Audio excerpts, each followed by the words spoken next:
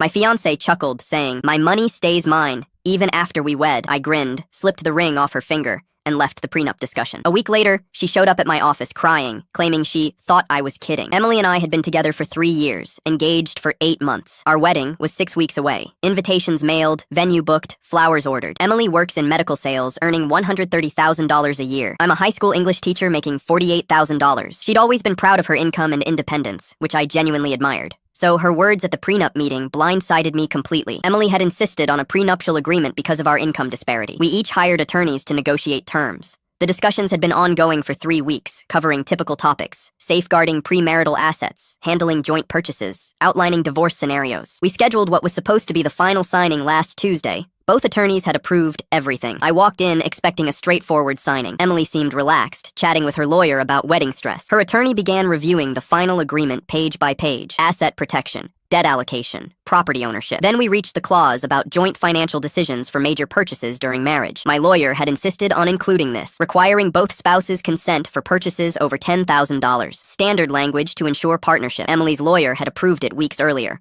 But when he read the clause aloud, Emily burst out laughing. "Hold on a second," she said. "Just so you know, Michael, my money's completely off limits, even after we're married. I'm not giving you any say over how I spend my income." I thought she was joking. "What do you mean off limits?" "I mean my earnings, my savings, my investments. They all stay under my control. I'll cover my share of bills, obviously, but big financial choices about my money are mine alone." Her lawyer looked puzzled. "Emily, we reviewed this clause 3 weeks ago. You agreed to the joint decision-making language. I agreed for his purchases, not mine." My lawyer interjected. "Miss Carter, the agreement applies equally to both parties." "Then rewrite it," Emily said flatly. "My money, my rules." The room fell silent. "Emily," I said carefully, "we're supposed to be a team. That's the whole point of marriage. We are a team. But I'm not letting anyone else control the money I've earned. It's not about control. It's about making decisions together as partners." "Same thing," she shot back. "What I do with my income is my call." She was dead serious. No humor, no room for discussion. My lawyer tried to clarify. "So you want Mr. Thompson bound by joint decision rules, but you want total freedom to spend your money as you see fit." "Exactly," Emily said. "I've worked hard to build my financial security. I'm not letting anyone tell me how to use it. That's not what a marriage partnership is." I said. "That's what this marriage is. Accept it or walk away." Emily stared at me, her expression daring me to challenge her. The lawyers shifted uncomfortably. I smiled at her. "That's an interesting take on marriage. I'm glad you get it," she said. "Oh, I get it completely." I reached across the table and gently slid the engagement ring off her finger. Her eyes widened in shock. "What are you doing?" "Taking your advice. I'm walking away." "Michael, what are you talking about?" I stood, slipping the ring into my pocket. "If you want total financial independence from your spouse, you should stay single. You can't be serious." "I'm completely serious. You just declared you want separate finances and no shared decisions. That's not a marriage. It's a roommate arrangement." "Michael, sit down. We can adjust the agreement." "There's nothing to adjust. You've made your stance clear." I headed for the door. "Michael, you're overreacting. You said accept it or walk away. I chose.